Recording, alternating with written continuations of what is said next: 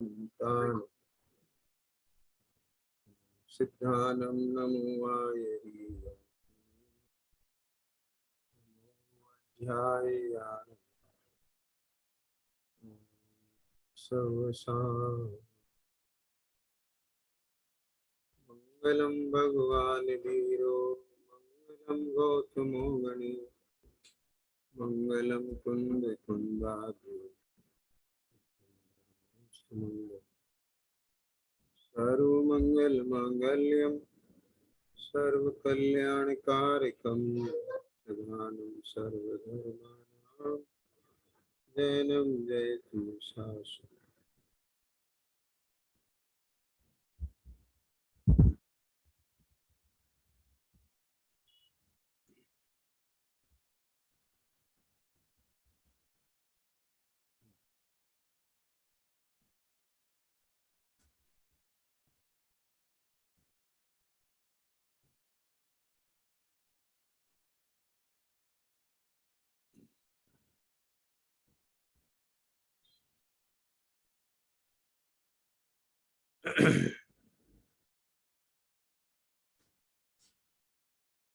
Yes, आपकी कोई भी जिज्ञासा है तो बताइए। ईशान।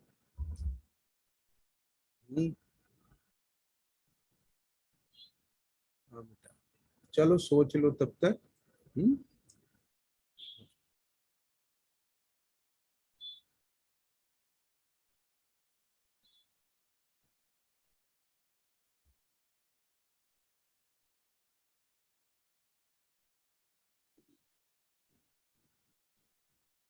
चिद्रूप, तुम्हें पूछना है बेटा?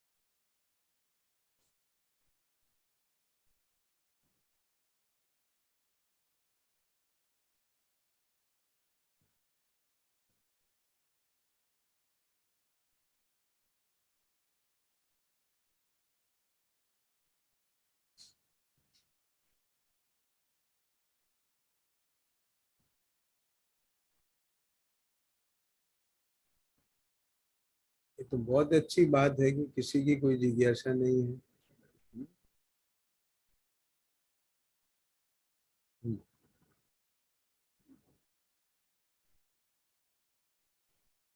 चलो तो फिर यही बता दो कि आपको क्या बात अच्छी लग रही है, आपके क्या क्या तैयारी चल रही है, क्या भाव बन रहे हैं।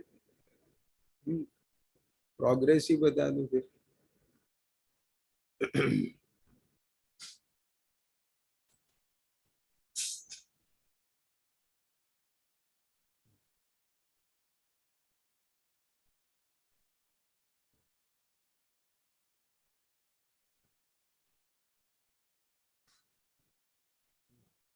विपिन जी कहना चाह रहे हैं कुछ, है? बोलो। सर जय जिनेंद्र सभी को और आपको भी प्रभु। साहब मैं तो बस धन्यवाद अर्पण कर सकता हूँ आपको कि स्वाध्याय में बहुत आनंद आ रहा है और तत्व इतना अच्छा है कि उसमें सब कुछ अच्छा लगता है। तो इसमें से अच्छा क्या कहें और क्या अच्छा ना कहें। दूसरा, हमारी छोटी मोटी शंका समाधान तो धनपाल जी अच्छे से कर देते हैं सर। आपके प्रवचन के बाद हम उनसे चर्चा करते हैं। हाँ, धनपाल जी से, गायक वालों से, भाई साहब से, तो वो भी कई छोटी मोटी हमारी शंका का समाधान कर देते हैं वो। कि आज प्रवचन में ये बात आई तो ऐसा रहा ऐसा। चलिए, बहुत बढ़िया बात है ये और खुशी की बात हो गई कि, है ना, मेरे कुछ काम जो है धनपाल जी पूरे कर दे रहे हैं, है ना? जी तो अच्छा जी है, जी वो भी जी। तैयार हो रहे हैं, बढ़िया। हाँ हाँ हाँ, हाँ। चलिए, बहुत बढ़िया। धन्यवाद कमलेश सर, धन्यवाद। कमलेश जी भी कर लेते हैं अपनी पूरी, क्या पूछना है कुछ? हाँ, माइक खोल लीजिए अपना।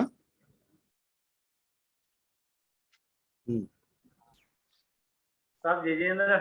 हाँ बोलिए। जय हाँ, जय। विपिन चर्चा कर लेता हूँ मैं, जो भी होता है। हाँ हाँ, क्योंकि कोई ना कोई बात करने का अवसर मिलता है, तो आपकी जो क्लास रहती है उसी संबंधित हमारी चर्चा हो जाती है, तो उसमें काफी रस भी बना देता है और समझ में भी आ जाता है। हाँ, माने इतना मंथन हो जाता है कि उसमें स्पष्ट हो जाता है।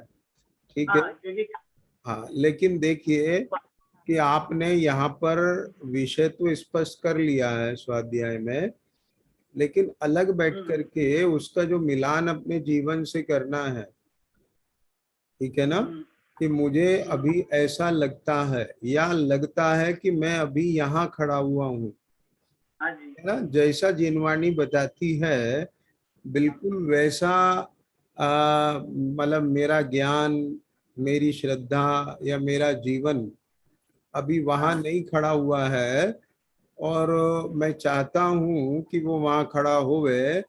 तो हाँ जी, इसके संदर्भ में भी बहुत सारी चीजें हैं, लेकिन अगर केवल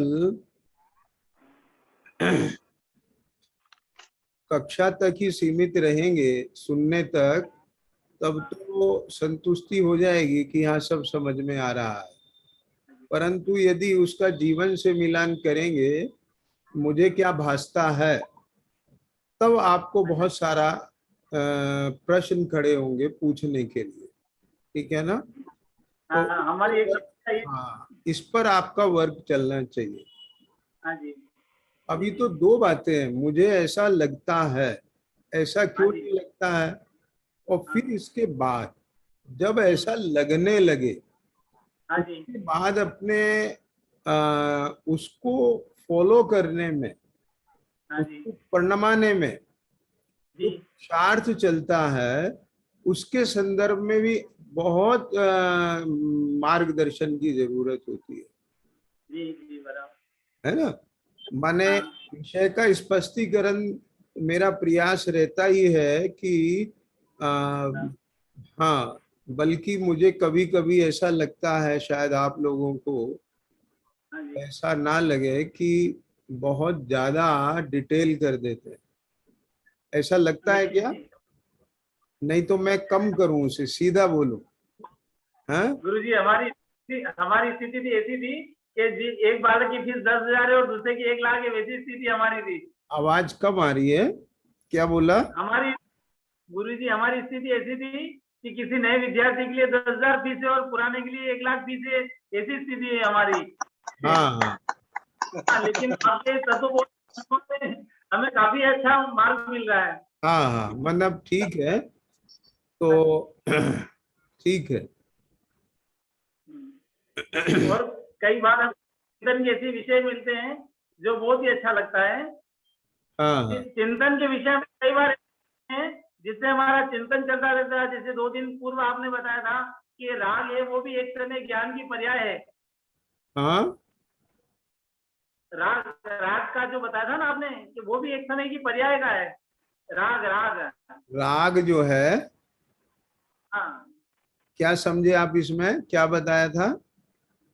वो राग भी एक समय की पर्याय के रूप में ज्ञान में आता है। हाँ, देखो राग जो है वो एक समय की पर्याय है ना? जानने में हाँ जी, आता है। देखिए इसमें क्या है कि मूल में, हाँ जी, जिस पर्याय में राग हुआ, हाँ जी, उस पर्याय में द्रव्य भी है कि नहीं मौजूद? और राग पर्याय किसकी है? चारित्र गुण की विकारी पर्याय है। आवाज आ रही है? मैं आज ज्यादा तेज नहीं बोल पा रहा हूँ, कल बहुत आज दिन भर फिकर रहा, है ना? हाँ, तो मैंने कहने का मतलब ये है कि राग क्या है, कि राग जो है वो चारित्र गुण की, है ना, विकारी पर्याय है। बराबर? हाँ तो जी, ध्यान देना, जैसे मान लीजिए दोनों की स्थिति में हम विवेचन करते हैं, जी, ज्ञानी की भी अज्ञानी की भी। अज्ञानी की स्थिति में देखें तो उसकी श्रद्धा में जो विपरीतता पड़ी हुई है, तो निरंतर उसका मिथ्या रूप ही परिणमन चल रहा है। वो भी एक श्रद्धा गुण की एक समय की पर्याय। ईशान समझ में आ रहा? ज्ञान में जानना जानना चल रहा, वो भी एक समय की पर्याय। अब श्रद्धा की एक एक समय की जो परिणमन रूप पर्याय है और श्रद्धा गुण कायम, ज्ञान की एक एक समय की जानने जानने रूप पर्याय और ज्ञान गुण कायम।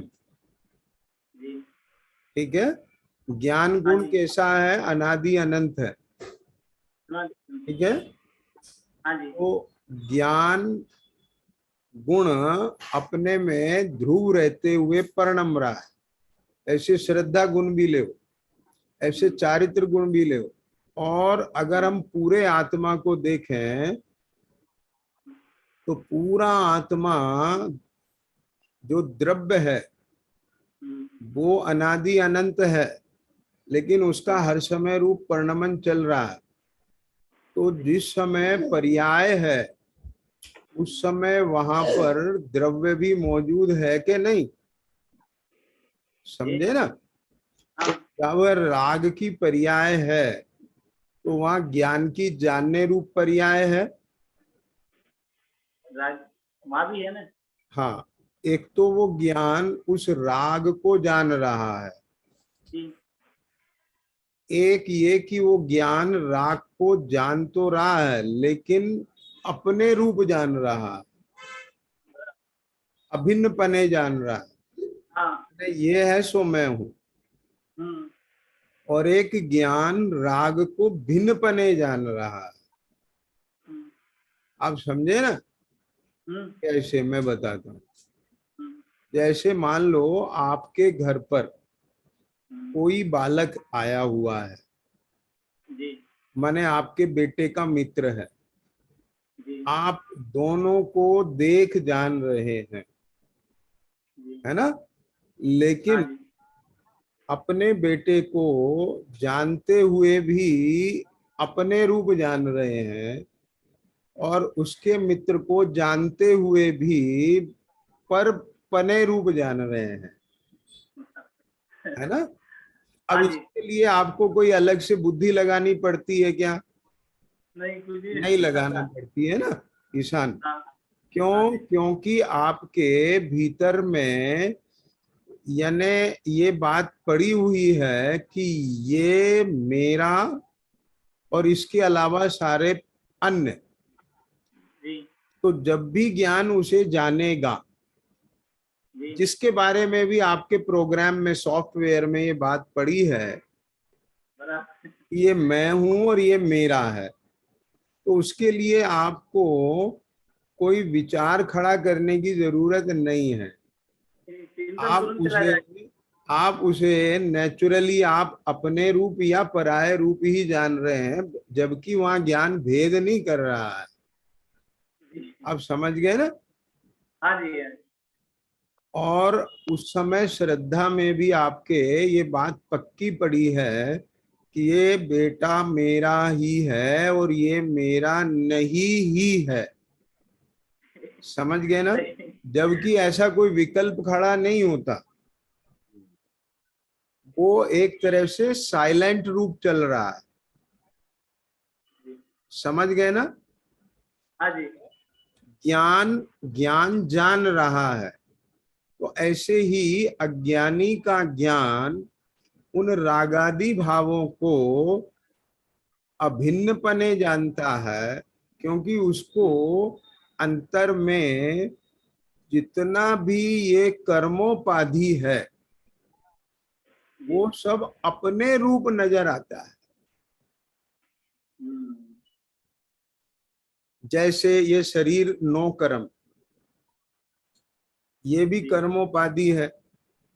नाम कर्म के उदय से शरीर मिला ना, बराबर। तो ये कर्मोपाधि है ना। लेकिन अपने रूप लगता है ना, अपने रूप ही जानने में आता है कि नहीं आता है? समझ में आ गया? हाँ। तो जब जब जानते हो इसे, तो अज्ञानी किस रूप में जान रहा है? कि अभिन्न पने जान रहा है देह को, और ज्ञानी इस देह को अपनी कह रहा है,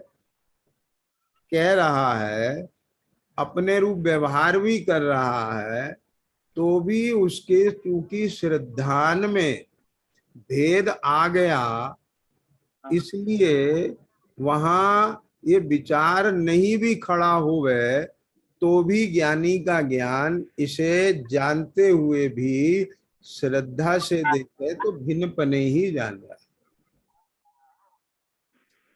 आगे समझ में ना? जैसे मैंने 2 बच्चों का उदाहरण दिया, बालक का उदाहरण दे। हाँ, अभी बहुत सारी चीजें होती हैं। देखो, वो बालक तो आपके घर में कुछ ही समय के लिए आया है, लेकिन मान लीजिए भाई का बच्चा है, बहन का बच्चा है, वहीं रहता है, आपको बहुत प्रेम है, कहीं जाते हैं आप, किसी के साथ रहते हैं, बिल्कुल आत्मीयता जैसा व्यवहार रहता है, वहाँ बिल्कुल सब अपने जैसा ही रहता है, तो भी कहीं ना कहीं अंदर में भेद रहता है कि नहीं रहता है? तो ऐसे ही यहाँ जो इस जीव को सम्यक दर्शन और आत्मानुभूति से पहले ये जो दर्शन मोह का उपशम हुआ, अथवा ये कहें कि तत्वों का भासना हुई, जिसके भासना पूर्वक ही जीव को अपना आत्मानुभूति होती है और उसी समय दर्शन मोह का उपशम होता है, या दर्शन मोह का उपशम होता है उधर से कहें, तब इसे सम्यक दर्शन होता है। ठीक है, वो केवल किस सापेक्ष आप कथन कर रहे हो वो बात लगेगी, लेकिन दोनों का समकाल पैरेलल चलते हैं। ठीक है ना? तो वो जो इतनी सॉलिड चीज है, जहां केवल सुन करके पढ़ करके हमने भिन्न नहीं कर दिया, हमें भिन्न भाषा है, लगा है, जचा है, आगम से, युक्ति से, अपने अनुभव से, तो वो इतना ठोस है, मजबूत है कि वो श्रद्धा ऐसे नहीं पलट जाती। समझ आ गया कि नहीं आया? अब देखो, जैसे पति पत्नी में, पुत्र पिता के बीच में कई दफे नोक झोंक हो जाती है, समझ गए ना? भाई भाई में भी हो जाती है, और ऐसी हो जाती है कि एक समय की पर्याय से देखो तो ना हम तुम्हारे ना तुम हमारे। आगे समझ में ना? लेकिन वो सिर्फ परिणमन रूप में है, इतना अलगाव। ठीक है, लेकिन भीतर ज्ञान जानता है कि है तो मेरा ही भाई, है तो मेरी पत्नी, है तो मेरे ही पिता, है तो मेरा ही बेटा। तो वो चीज क्यों नहीं हटती वहां से कि नहीं नहीं मेरे नहीं है? अब वो नहीं है, वो भले ही राग के तल पर तू कह दे रहा है, कसाय के तल पे कह दे रहा है, परंतु क्या ज्ञान उसे स्वीकार कर रहा है? क्या वहां श्रद्धा ये मानने को तैयार है कि इससे कषाय बन गई तो ये मेरा कुछ नहीं लगता? आगे समझ में नहीं ना? तो ऐसे ही निर्णय और ये स्वानुभव के बाद जो प्रतीति है, ये इतनी मजबूत है, इसी का नाम है सम्यक दर्शन, कि स्वयं अपना भी कषाय रूप ऐसा परिणमन जानने पर, रागादि रूप कषाय, द्वेष रूप विचित्र, समझ गए ना? ऐसे ऐसे उदय आ जाते हैं और उन उदयों से ज्ञान जुड़ के उसका अनुभव करता है। ठीक है, क्रोध मान लोभ रूप, हास्य रति, शोक भय जुगुप्सा, 3 वेद रूप, ऐसे उदय आ जाते हैं और उन उदयों में इतना एक मेक हो जाता है जीव। कौन? ज्ञानी भी सम्यक दृष्टि। जैसे कहें कि ब्रह्म गुलाल शेर के स्वांग में तन्मय हो गया जी। ऐसी स्थिति बन जाती है, तो भी वहां ज्ञान यह मानने को तैयार नहीं, श्रद्धा ये मानने को तैयार नहीं, ज्ञान ये जानने को तैयार नहीं कि ये मेरा स्वरूप था। समझ आ गया ना? हाँ जी। है? अब मान लीजिए बुखार आ गया। अब बुखार आ गया तो शरीर की स्थिति आप लोग देखो कैसी हो जाती है। तो क्या ये स्थिति इसका गुण धर्म है? आप वर्तमान में पूरी अनुभव में आ रही है, लेकिन क्या आप इसे स्वीकार कर सकते हैं क्या? नहीं ना? नहीं। क्योंकि ये किसी बाह्य तत्व के शरीर में आने से शरीर ऐसा हुआ है। ईशान, आगे समझ में ना? लेकिन ये शरीर का अपना धर्म नहीं है ये जो भी हुआ, इसलिए हम ऐसा ही नहीं रहना चाहते। This is the point. बहुत इंपॉर्टेंट बात है जो मैंने कहा। क्यों? क्योंकि ये आया है और दूसरे के निमित्त से आया है। कोई भी इन्फेक्शन, वायरस, अपच, शरीर में कहीं कुछ भी हुआ है, विकार आया है ना कोई शरीर के अंदर, तो विकार के आने से शरीर ऐसा हुआ है। लेकिन ऐसा होने पर इस शरीर की जिस स्थिति का अनुभव हो रहा है, आगे समझ में? तो यहाँ दो बातें। अज्ञानी जिसका इस शरीर के साथ में एकमेक पना रहता है, उसका ज्ञान तो ऐसा अनुभव करता है कि ये मेरी स्थिति है। माने ये जो अनुभव अभी हो रहा है ना, देह की शिथिलता अथवा जो भी, मैं ऐसा हो गया हूं। अब आज समझ में आया क्या नहीं आया? जी। ज्ञानी मैं ऐसा हो गया हूं ये उपचार से कवे, या जिस समय जान भी रहा है कि मेरी ऐसी हालत हो गई कमजोर की, अपने में भी जान रहा है, तो वहां ये बात बिल्कुल 100% समझना कि किसी व्यवहार नहीं से कहो अथवा शरीर के साथ में मिलाकर के ये कह रहा है या जान रहा है। परमार्थ से तो जो श्रद्धानुरूप ज्ञान है वो ये जानता है कि शरीर की स्थिति ऐसी है, मैं तो ज्ञान स्वरूप चैतन्य, और इसमें उसको भिन्नपना है वहां पर। लेकिन अभी यदि भिन्नपना वहां पर है मौजूद, पर अनुभव में तो शरीर की ही शिथिलता आ रही है ना। लेकिन अब ये जो सविकल्प दशा है शरीर की शिथिलता के अनुभव रूप, अब ये अज्ञानी के पास नहीं है कोई विद्या कि वो इससे भिन्न पढ़ के अपने चैतन्य का अनुभव कर सके। ज्ञानी के पास वो विद्या है कि वो अभी जिस शरीर की शिथिलता का अनुभव कर रहा है, वो अभी यहाँ से भेद ज्ञान करके भिन्न पढ़ के अपने स्वरूप के अनुभव में जा सकता है। तो कैसे चला गया वो, बोलो? भेद ज्ञान से। भेद ज्ञान से तो गया ही है, लेकिन चूंकि उसको लब्धि रूप में अपनी स्व सत्ता और स्वभाव पूरा का पूरा खचा हुआ है, निर्णित है, भान है और उसका अनुभव है, अनुभूति नहीं। अनुभूति तो एक समय में जब ज्ञान अपने से अभिन्न होगा तब उसकी अनुभूति आएगी, है ना। अब उपयोग जिसके सन्मुख होगा उसका उसकी अनुभूति आएगी। ठीक है। अब बोलो ईशान, मैं तुमसे पूछता हूं कि तुम्हें बर्फ की ठंडक का अनुभव है कि नहीं?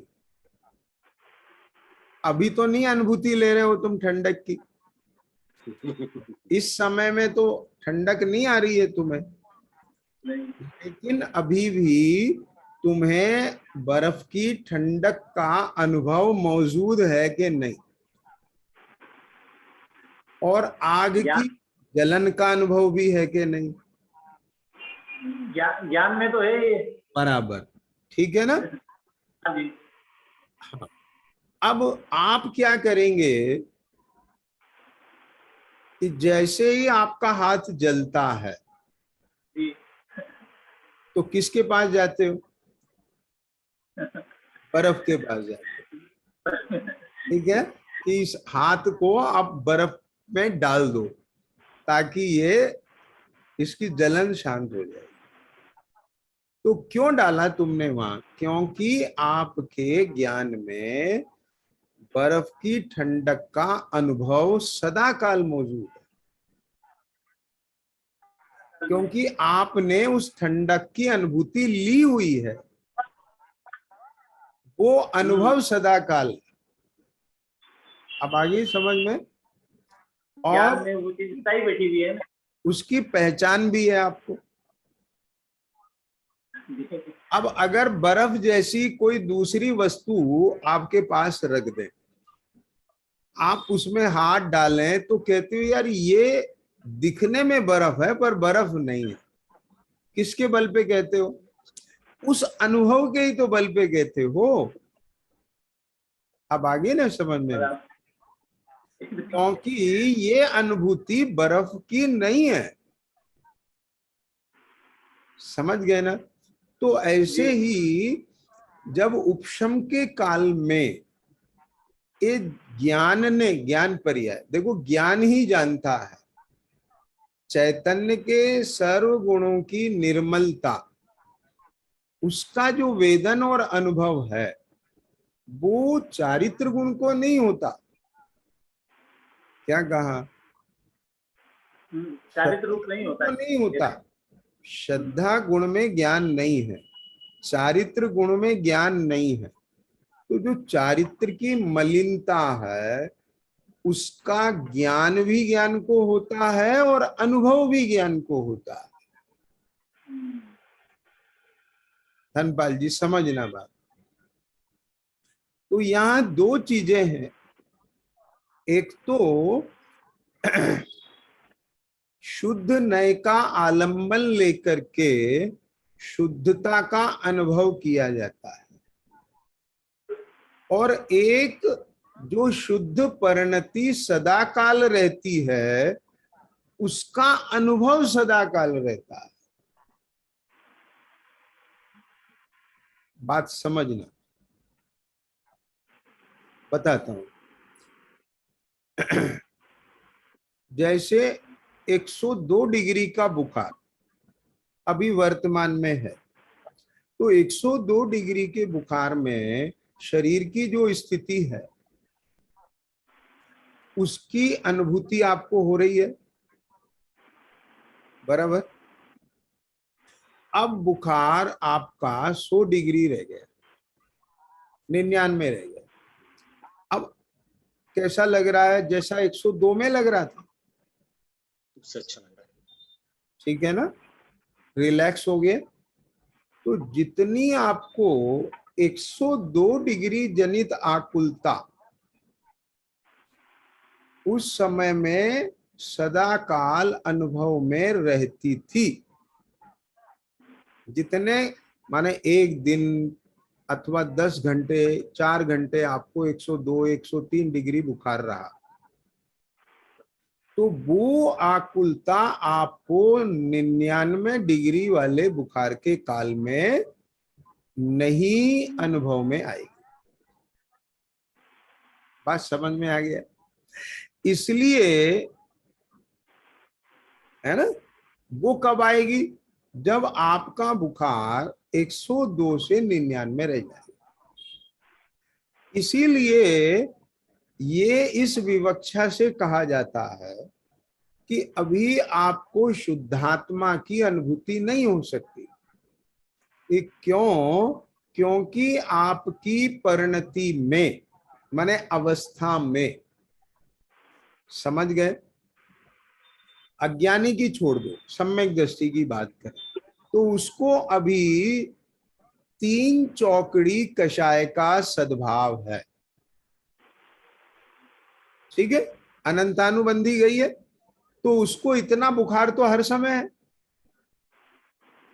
आगे ना, अब देखो 102 डिग्री का बुखार है, उसमें भी कई स्टेज रहती है। 102 में भी कभी कभी तो 103 में इतनी आकुलता नहीं होती, 100 में ज्यादा हो जाती है। आ रही है समझ में? आपने ये महसूस किया हो, है ना, बेचैनी, बॉडी पेन या जो भी है, और 102-3 में साइलेंट सा रहता है। बुखार तेज है लेकिन उतनी आकुलता नहीं है। तो कभी कभी मिथ्या दृष्टि के भी परिणामों में बहुत शांतता दिख सकती है, और सम्यक दृष्टि के अथवा देशवृत्ति के परिणामों में विवलता दिख सकती है। लेकिन विवलता होने पर भी कषाय की जो शक्ति है, समझ गए ना, वो ज्ञानी के कम है, अज्ञानी के ज्यादा है। तो ज्ञानी के अगर 3 चौकड़ी कषाय की अशुद्धता जनित विकार है तो सदा काल है ना, तो उसको 102 डिग्री के बुखार जैसी परेशानी, आकुलता अनुभव तो सदा काल रहेगा। तो ऐसे फिर जब उसको अभी इतनी अशुद्धि है तो फिर शुद्ध आत्मा की अनुभूति कैसे हो जाएगी उसको? ये सवाल उठता है। इसलिए वो ये कहते हैं कि गृहस्थी में शुद्धात्मा अनुभूति नहीं होती है। आगे समझ में बात? लेकिन होती है। कि कैसे होती है? कि शुद्धने के आलंबन से जो अनुभूति लेने वाला ज्ञान है, जिसमें अनुभूति होती है, आप बात समझिए, है ना? क्या कहा? एक तो चारित्र गुण में उतनी शुद्धता आ गई, फिर से मैं रिपीट कर रहा हूं, एक तो चारित्र गुण में इतनी शुद्धता आ गई कि वहां अशुद्धता को गौण करने की जरूरत नहीं है। वो तो सीधे ही आपकी अनुभूति में आ रहा है। चारित्र गुण का जो भी परिणमन है, प्रगट पर्याय, तो शुद्धि है, तो उसमें गौण करने की जरूरत ही नहीं है के जैन जी। आगे ना समझ में? क्योंकि वहां तो उस जाति के राग कषाय है ही नहीं, उदय रूप सत्ता में ही नहीं रहे। तो वहां तो ज्ञान जो है उस शुद्ध परिणमन को ही जानेगा ना, उसी का अनुभव करेगा, वेदन करेगा। आई बात समझ में कि नहीं आ रही?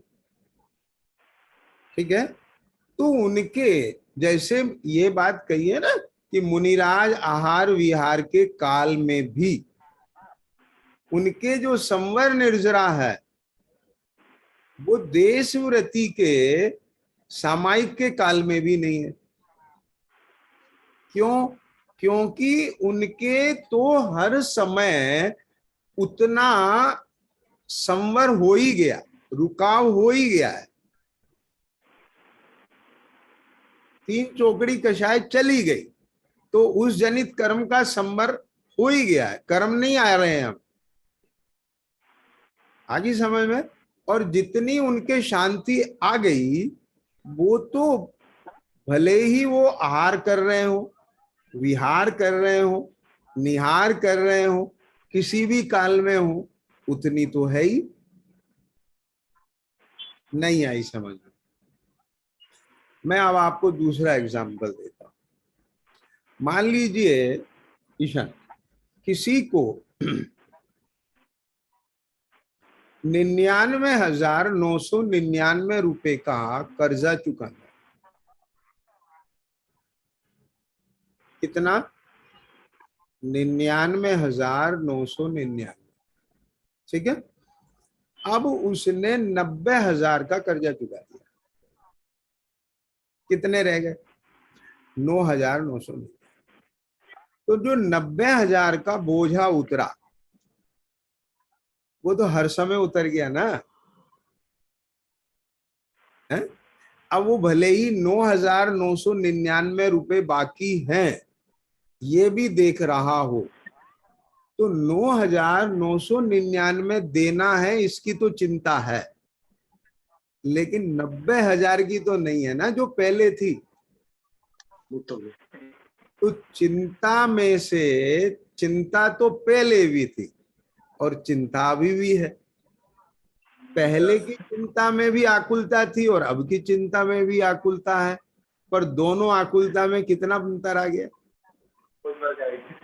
आगे ना ख्याल। अब जिसके 9,999 रुपए बचे हैं, अब वो उसको उसकी आकुलता है। लेकिन अगर वही व्यक्ति अब विचार में लगता है कि देखो मैंने अपनी मेहनत से ऐसे जोड़ जोड़ के ऐसे करके 90,000 चुकाए हैं ना, तो अभी बस अब तो 9,999 रह गए हैं। अब मैं जल्दी से प्लानिंग करी, उसने दिमाग में कैलकुलेशन करी और बस यहां से ऐसे ऐसे करके और बस ऐसे दे दूंगा। आगे समझ में क्या नहीं आ गई? अभी दिए नहीं है, लेकिन उसने अपने ज्ञान में ऐसा विजुअलाइजेशन ले लिया, ठीक है, कि जिस विधि से 90 दिए उसी विधि से ये 9,000 भी, बस अब तो उन्हें चुकाने में तो 9 महीने लगे हैं, लेकिन ये तो मैं 1 महीने में चुका दूंगा, ठीक है क्या नहीं? और मानो चुके ही गए, बस ऐसा लग गया, तो हो गया ना उसी समय निर्भर। तो उस समय में उसने बिल्कुल निश्चिंता, चिंता रही, एकदम सुकून का अनुभव कर लिया कि नहीं कर लिया? मैं ये पूछ रहा हूं, आ गया ना ख्याल में बात? इसी प्रकार गुण स्थान वाला भी, 5वें गुण स्थान वाला भी शुद्ध नय की मुख्यता से सारी कर्मोपाधि विकार को गौण करके, अभाव नहीं है वहां, सद्भाव है, लेकिन ज्ञान में गौण करके वहां आ जाता है जो अपना त्रैकालिक परमार्थिक स्वरूप है, जिसकी रियलाइजेशन से, जिसके रिकॉग्निशन से, समझ में आया कि नहीं? सेल्फ रियलाइजेशन से, यानी जिसकी पहचान से, जिसमें अपनापन आने से और जिसके संवेदन से, अनुभूति से इसने मिथ्यात्व के टुकड़े किए। आगे समझ में कि नहीं आई? है ना? तो जब इसने मिथ्यात्व के टुकड़े किए, उस समय तो वह मिथ्यात्व भी खड़ा हुआ था के जैन जी, क्या बोले? तो उस मिथ्यात्व की सद्भाव में जब इतना बड़ा उपक्रम इसने कर लिया, क्या बोले? अब तो मिथ्यात्व नहीं है, ख्याल में आ गया? अब क्यों नहीं कर पाएगा वो बाकी की अशुद्धि का निपटारा? जिसने 90,000 चुका दिए हैं, अब ऐसे व्यक्ति से अगर बैंक ये कहे पता नहीं दे पाएगा कि नहीं दे पाएगा, समझ गए ना? तो उसे भी निश्चिंता हो जाती है, 90,000 चुक गए, ये भी आ जाए। आई ख्याल में कि नहीं आई? वो एक विवक्षा अलग हो गई। तो मैं ये इसके माध्यम से आपको ये कहना चाह रहा हूं कि सम्यक दृष्टि जीव शुद्ध नय के आलंबन से शुद्ध आत्मा की अनुभूति लेता है। आगे समझ में कि नहीं? वो भी शुद्ध आत्मा की अनुभूति है, एक शुद्ध परिणति और एक शुद्ध स्वभाव। आगे समझ में? एक पर्यायों को गौण करके त्रैकालिक शुद्ध स्वभाव को ज्ञान का विषय बना के उसका अनुभव करना, ठीक है। और एक ज्ञान प्रगट पर्याय में जो शुद्धता आई है उसको जान भी रहा है और अनुभव भी कर रहा है, तो वो तो गुण स्थान प्रमाण होगी। आगे बात ख्याल में कि नहीं आ गई? लेकिन वो गुण स्थान किसके बल से बढ़ेगा? तो शेष विकार है वो किसके आश्रय से जाएगा? उसके लिए तो शुद्ध नहीं आलंबन है और कोई दूसरी विधि नहीं है। इसलिए आचार्यों ने भी ये कहा, हे मुनि तू शुद्ध ने को मत छोड़ना जब तक केवल ज्ञान ना हो जाए, क्योंकि तेरे पास कोई दूसरा उपाय नहीं है। शुभ क्रिया के लक्ष्य से, शुभ क्रिया की प्रवृत्ति से आगे समझ में तेरा गुण स्थान नहीं बढ़ सकता। इससे तो तू अपने को कुछ काल मेंटेन रख सकता है नीचे जाने से। आई बात पकड़ में कि नहीं है? हाँ क्यों भी है?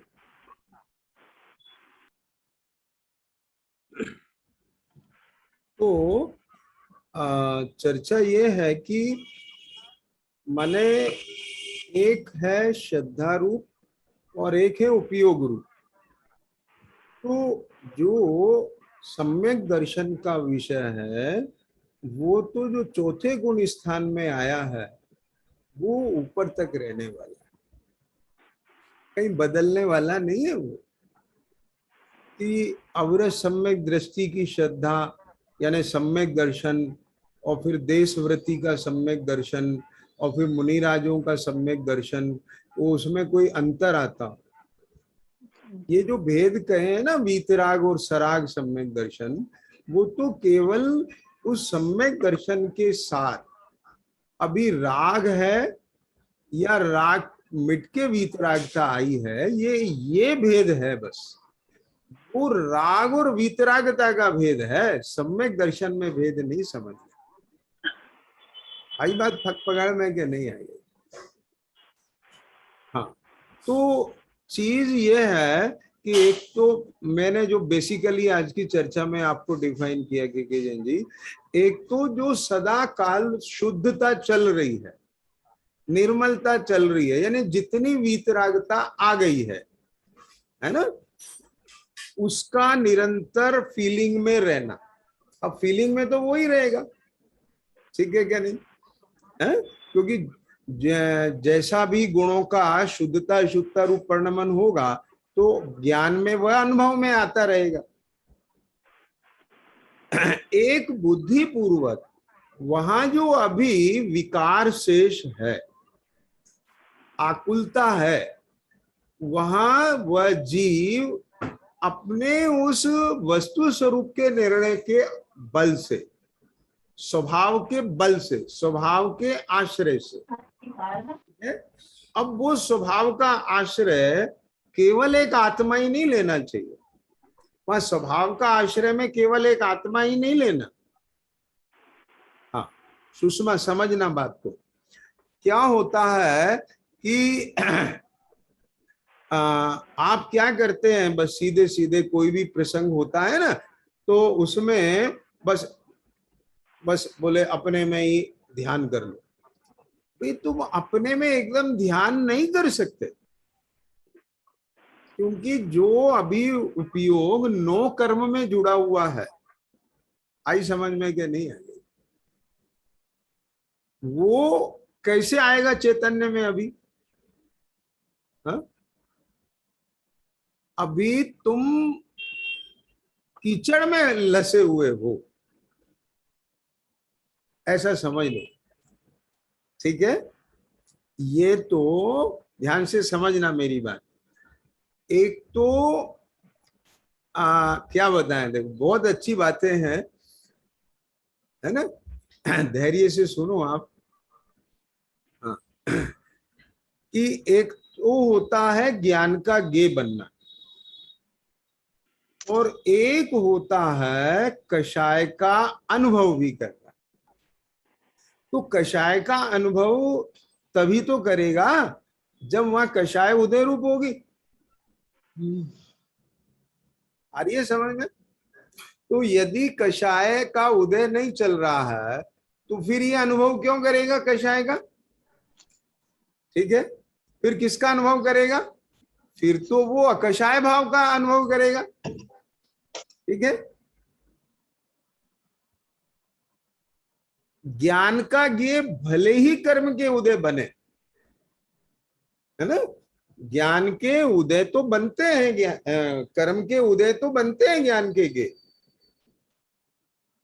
लेकिन आपके कषाय का जो उदय चल रहा है, अथवा ये कहें कि उस समय में जो कषाय द्रव कर्म, उस भावक का भाव, तो वो तो जैसी कषाय होगी उसका स्वाद वैसे ही आएगा।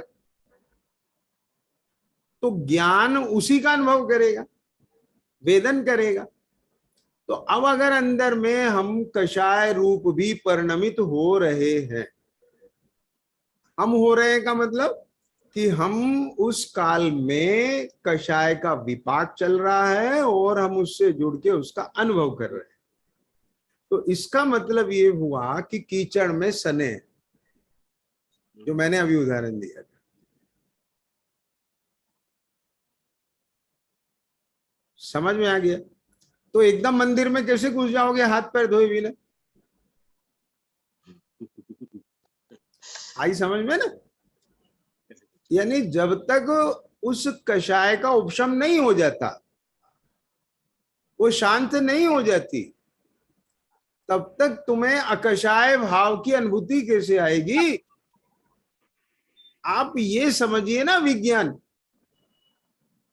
कोई ये छू मंत्र थोड़ा ही है कि तुमने अकषाय स्वभाव को याद करा और बस वेदन हो गया। यही तो फर्क है कि चौथे गुण स्थानवर्ती जीव का ज्ञान जिस स्वभाव को जानता है, चौथे गुण स्थानवर्ती जीव की श्रद्धा जिस स्वभाव को स्वीकारती है, उसी ज्ञान, उसी स्वभाव को मुनिराज का ज्ञान भी जानता है और श्रद्धा भी स्वीकारती है। लेकिन दोनों की परिणति में जो जमीन आसमान का अंतर है, वो परिणति का है ना। क्या समझ में आएगी? ठीक, एक और बात धनपाल जी, एक ही गुण स्थान में तीव्रता मंदता की अपेक्षा गए कषाय कि एक ही गुण स्थान में एक जीव व्यापार आदि में प्रवर्त रहा और दूसरा जीव भी उसी व्यापार आदि में प्रवर्त रहा, लेकिन आसक्ति की जो शक्ति है, समझ में आ रहा है बात? आसक्ति तो है भी, है ना, व्यापार की भी आसक्ति है, भोजन की भी आसक्ति है। तो उस आसक्ति में शक्ति कितनी है? खाते हुए दोनों दिख रहे हैं, व्यापार करते हुए दोनों दिख रहे हैं, लेकिन आसक्ति में जिसके ज्यादा शक्ति होगी, मलिनता उसकी परिणति की ज्यादा है ना। क्या समझ में आ गया? चूंकि कषाय पूरे दोनों की है अप्रत्याख्यानावरण, तो गुण स्थान तो चौथा है। आगे समझ में क्या नहीं आएगी? अनंतानुबंधी जनित कषाय का उदय है तो सब में चला जाएगा। तो अप्रत्याख्यानावरण कषाय का ही उदय चल रहा है, लेकिन उसमें भी तो असंख्यात भेद है ना इसके। समझ में आ गया? तो जिसके जिस काल में जितनी भी कषाय शक्ति तीव्र मंद होगी, उसके अनुसार ही उसे अनुभव होगा। ये बात। अब ये तो मैंने बोला आपको जो रेगुलर चलने वाला है, जिसमें कोई अभी मुख्य गौण नहीं करना है। आ रही है समझ में बात? अब यहां जो प्रगट दशा है, उस प्रगट दशा को गौण करके अब स्वभाव का आश्रय लेना है। मेरी बात समझना जरा, है तो बहुत गंभीर और गूढ़, लेकिन पकड़ में आ गई तो आपको पूरा विज्ञान ख्याल में आ जाएगा। अभी एकदम स्टार्टिंग में ये मत समझ लेना ये तो पता नहीं उलझन सी लग रही है, बड़ा हार्ड सा लग रहा है, कुछ समझ में नहीं आ रहा है अपने, ऐसी सोच मत डेवलप करना, है ना। ध्यान से सुनो। तो क्या कह रहा था मैं कि अभी जो असंख्यात भेद हैं, वो जो असंख्यात भेद जो तीव्रता मंदता के हैं, आपको जो प्रगट पर्याय की अनुभूति चल रही है, अनुभूति हर समय चल रही है भाई, ये समझ लेंगे धनपाल जी, अभी भी आपको अनुभूति हो रही है, लेकिन किसकी? कि जो सुनने में परिणाम मगन है, तो इनकी अनुभूति हो रही है, राग जनित अनुभूति हो रही है। अब आगे बात समझ में। अब जिसके जितनी मगनता है उसे वैसा ही स्वाद आ रहा है। इसके साथ अगर किसी और भी कषाय चल रही हैं तो वहां चूरण का स्वाद आ रहा है, क्योंकि बहुत सारी चीजें मिल गई आपको। आगे समझ में क्या नहीं है, यानी सीधा सा बात है, यहाँ जिस जिस जाति के कषाय भाव होंगे, आगे समझ में है ना, उन कषायों के साथ अगर मिथ्यात्व भी होगा तो वैसी अनुभूति होगी, मिथ्यात्व नहीं होगा तो वैसी अनुभूति होगी, कषाय जैसी जैसी मिक्सचर रूप होंगी तो वैसी अनुभूति होगी। समझ में आ गया? उनकी शक्ति में जितनी न्यूनाधिकता होगी वैसी अनुभूति होगी। ये तो एक सहज बात हो गई अलग, लेकिन ऐसे तो यदि ये चलता रहे तो पता क्या होगा? ये होगा कि अगर ये कर्म से जुड़ा रहेगा तो निष्कर्म कैसे होगा? आगे ना समझ में बात, चूंकि इसकी पकड़ कहाँ है, सुनना अभी दूसरा पॉइंट, इसकी पकड़ है कर्म पे। धनपाल जी, आप लोगों ने वो देखा होगा, जो बाजा बजता था पहले, अभी तो आपके ये मोबाइल आ गए, ये अलग डिवाइस आ गई, इनसे पहले टेप रिकॉर्ड चलता था, कैसेट वाला, रील वाला, उससे पहले काले तवे चलते थे। चित्रगुप्त तुमने नहीं देखा होगा, है ना? देखा, सैलेन देखा है तुमने? वो काले तवे चलते थे। अब उसके ऊपर एक किल्ली होती थी हैंडल में, डंडी में, अब वो आहूजा कंपनी की उस पे टिकती थी, तो आप जहां टिका दोगे वही गाना बजेगा।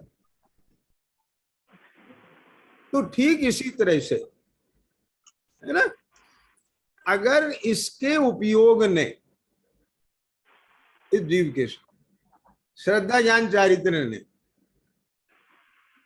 अगर कर्म के गाने पे टिका रखा है अपने आप को, तो बाजा कर्म का बजता रहेगा। स्वभाव में टिका है, स्वभाव का बजेगा। बस स्वभाव में टिका रखा है, स्वभाव का बजेगा। ठीक है ना? तो ये है असली चीज। अब जो अज्ञानी है उसे तो स्वभाव की खबर ही नहीं, वो स्वभाव की बात तो करता है, ठीक है, पर उसकी कीली रहती है पर में। क्या बोला?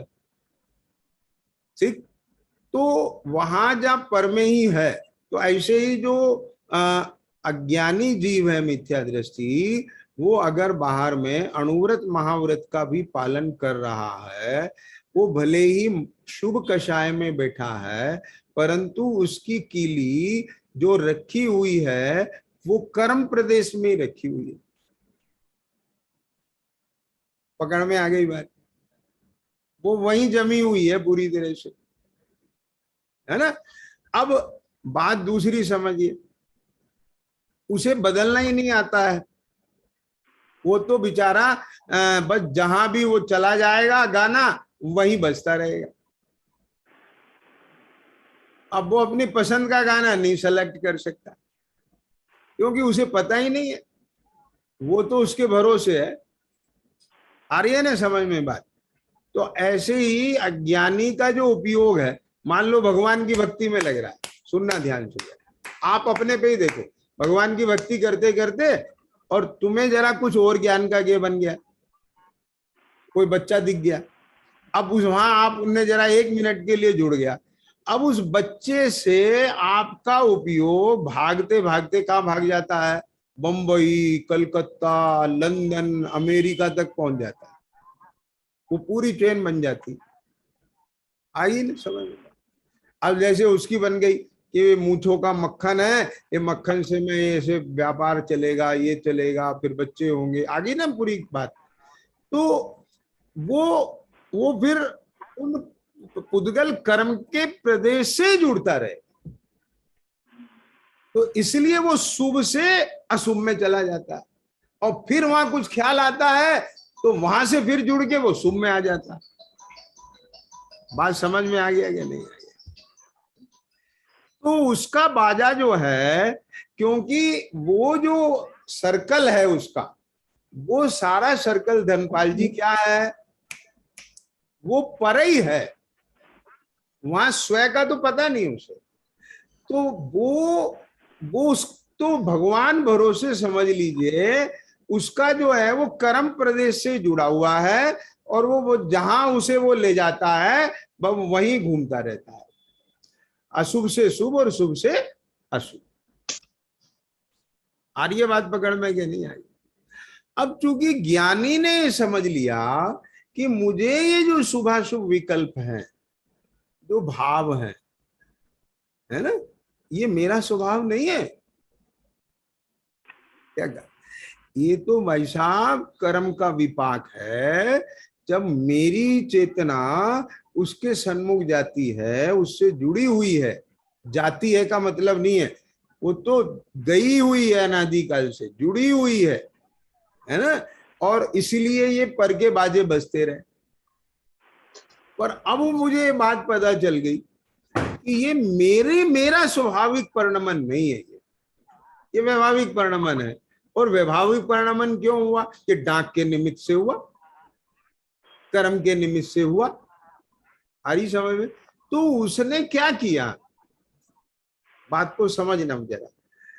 उसने मुख्य गौण करके, यानी जो शुद्ध चैतन्य तत्व है, उस शुद्ध चैतन्य तत्व को परोक्ष में प्रत्यक्ष देखा।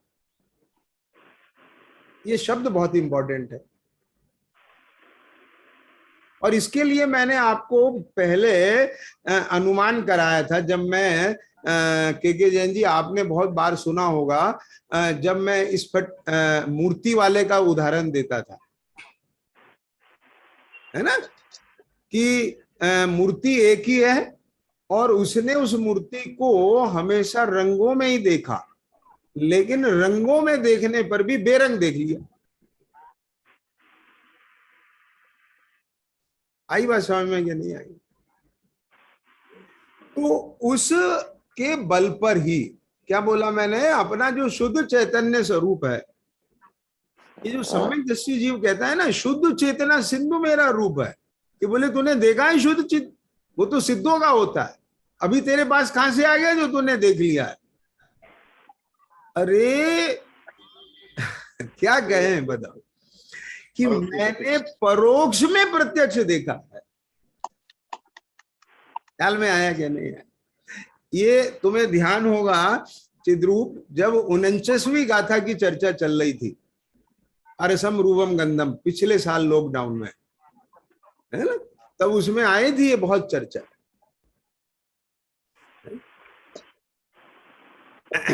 ये लिंग से ग्रहण होने वाला नहीं है। क्या कहा? ये अनुमान, केवल अनुमान का नहीं है,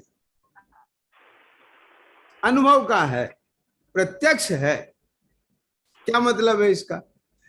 कि ध्यान से सुनना, तो अब मैं वो उदाहरण नहीं दूंगा यहाँ पर, जिन्होंने वो सुना हुआ है उन्हें बहुत अच्छे से समझ में आएगा कि जब उसने, और जो बुद्धिमान है वो शॉर्ट में समझ जाएंगे, जब उसने ख्याल में आया, ये देखा क्या देखा कि मूर्ति वही है, मूर्ति तो नहीं बदल रहा है, मूर्ति तो एक ही है, लेकिन एक ही मूर्ति हरे से पीली, पीली से नीली, नीली से लाल कैसे हो रही है?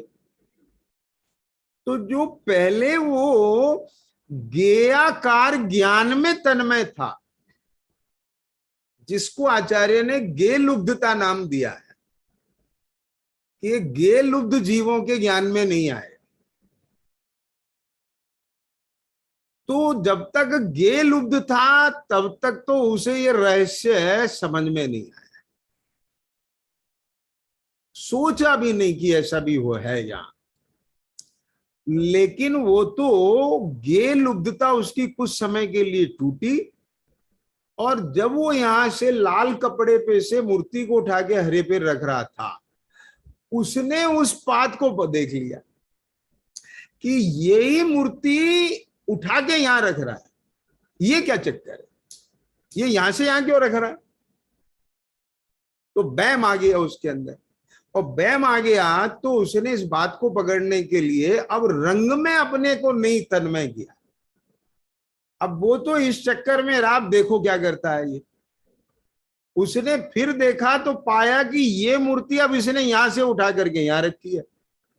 तो 2-3 बार में जब उसके कंफर्म बैठ गया कि ये तो मूर्ति बदल रहा है, मूर्ति के स्थान बदल रहा है, मूर्ति नहीं है अलग अलग, एक ही मूर्ति है, तो ये कंफर्म हो गया। तो अब दूसरा पॉइंट आया, कि दूसरा पॉइंट ये आया, मूर्ति वही है तो रंग कैसे बदलते हैं?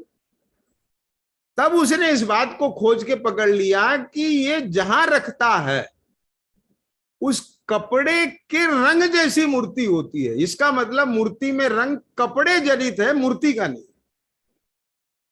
जबकि उसने निर्मल स्फटिक को एक समय के लिए नहीं देखा। ये क्यों?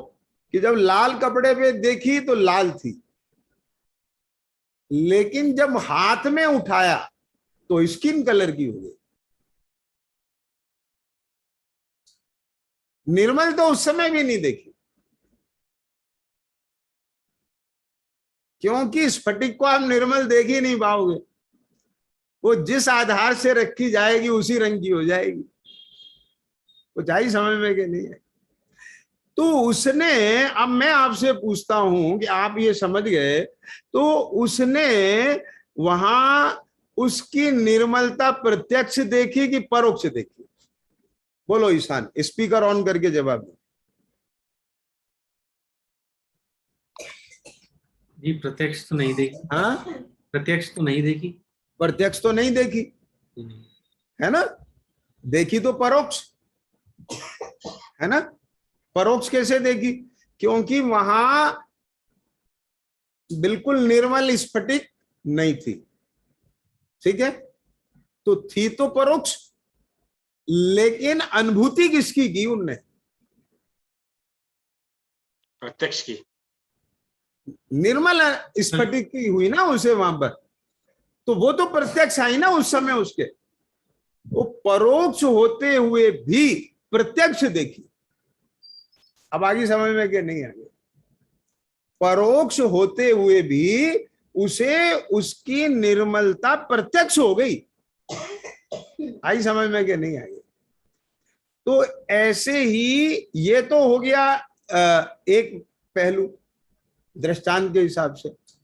यहां भी सारे कर्म सत्ता में रहने पर भी, उदय में होने पर भी, संयोगों में होने पर भी, जब भगवान के आगम से इसने प्रमाण का जो विषय है पूरा द्रव उसको जाना, और जानने के बाद शुद्ध नय के आलंबन से जो इसका एक त्रैकालिक ज्ञायक भाव है, जो शुद्ध चेतना सिंधु है, उसको इसने पकड़ लिया।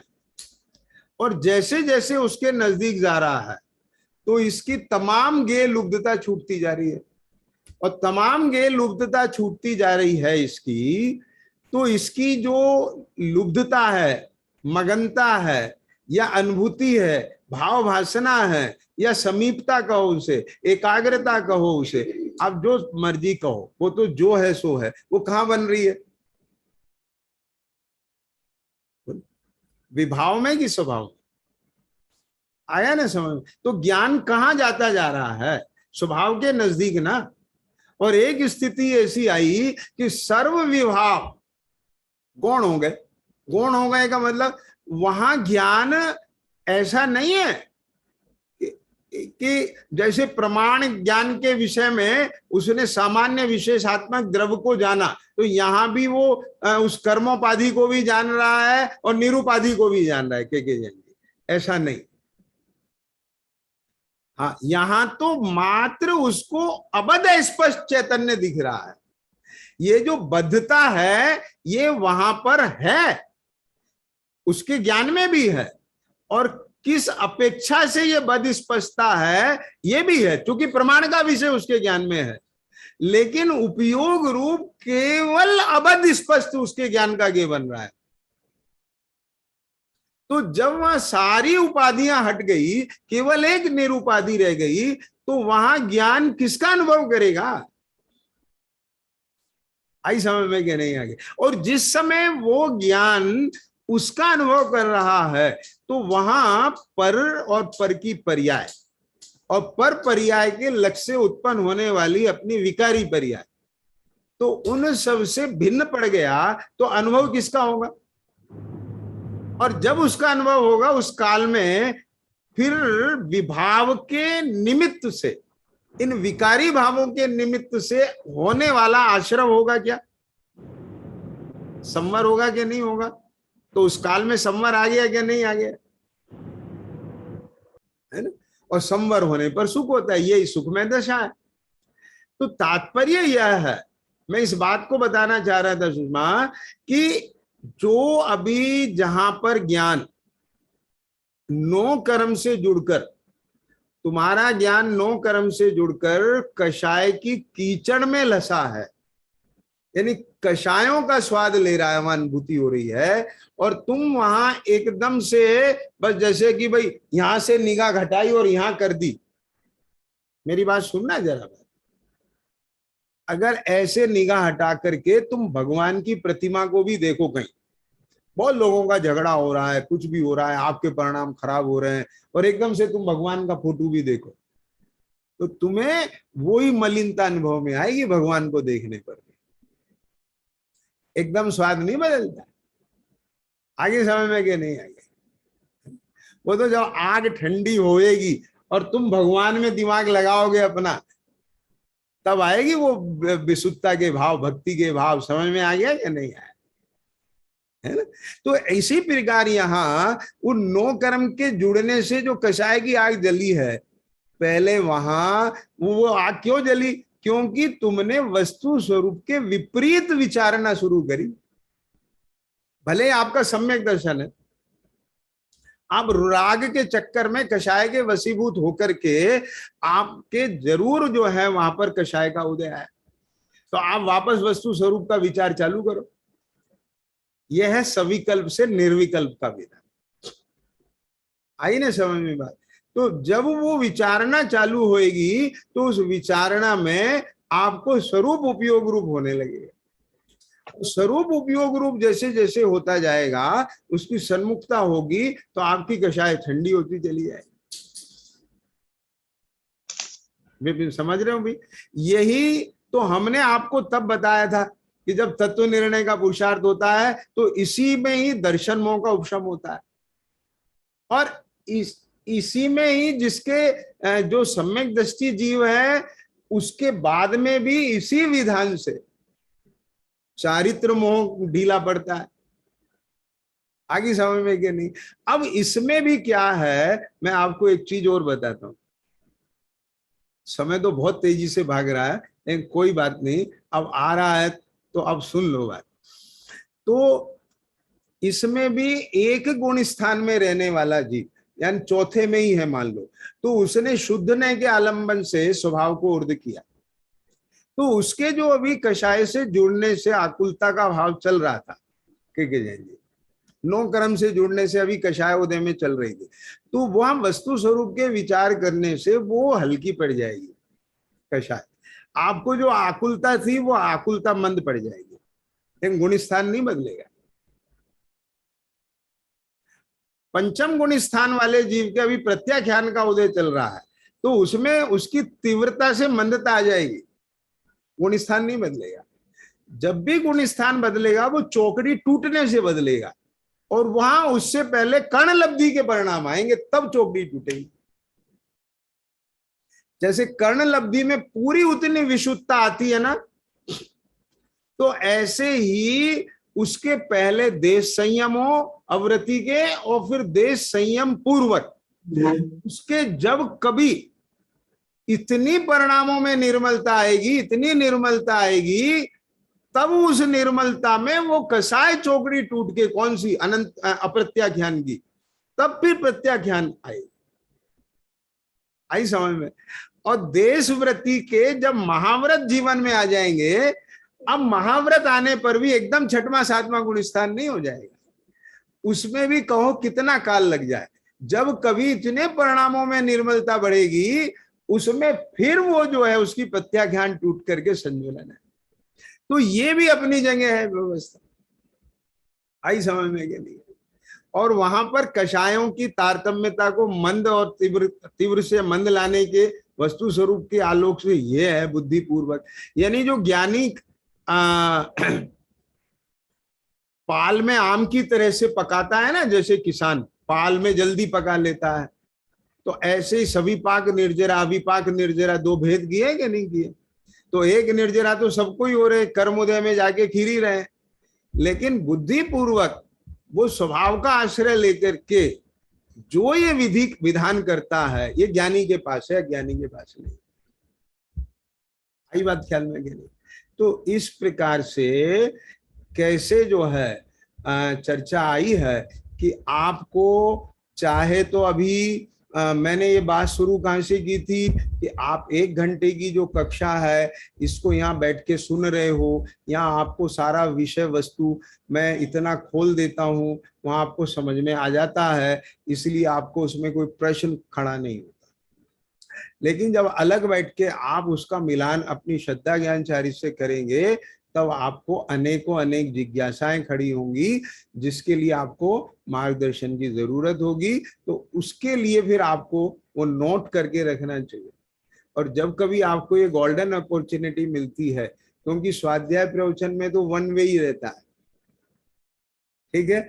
अब आज हम आपसे पूछ रहे हैं, देखो कितनी गोल्डन अपॉर्चुनिटी। नहीं तो कई लोग इस भाई साहब से हमें ये पूछना है, हमें पूछना है, कैसे पूछे, समय कैसे मिले, और मैं यहाँ 4 बार पूछ रहा हूँ, बोलो ईशान तुम्हें क्या पूछना है, विपिन तुम्हें क्या पूछना है?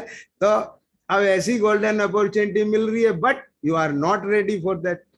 आप उसके लिए तैयार क्यों नहीं है कि आपने उस पर वर्क ही नहीं कर रखा है। आगे समझ में कि नहीं आएगी? चलिए खैर, अब नेक्स्ट टाइम मैं समझता हूँ शायद ऐसी स्थिति नहीं आएगी। हाँ, विपिन जी क्या कहना चाह रहे हैं, बोलो। सर आपका स्वास्थ्य अच्छा नहीं है ऐसा लग रहा है, हमारे को बहुत कमजोरी लग रही है आपके स्वास्थ्य में। अब वही है ना, मैंने आपको बोला गया है कि इस समय जो उपयोग है वो बिल्कुल स्वास्थ्य का हो, शरीर का हो, उदय का हो, वो कुछ नहीं दिख रहा है। हालांकि बोलने में भाषा और शरीर का योगदान है तो वो आएगा इफेक्ट, बट चूंकि मेरा उधर ख्याल नहीं है, वस्तु स्वरूप नजर आ रहा है, तो मुझे ये विकल्प ही नहीं हो रहा है कि बस करूं। तो छोटा मोटा ब्रेक लेकर के बाबूजी 2 दिन बाद चालू करो, कोई बात नहीं, पहले आप नहीं बस मैं अब पूरा ही ब्रेक ले रहा हूँ, ठीक है। हाँ, सहजानंदी शुद्ध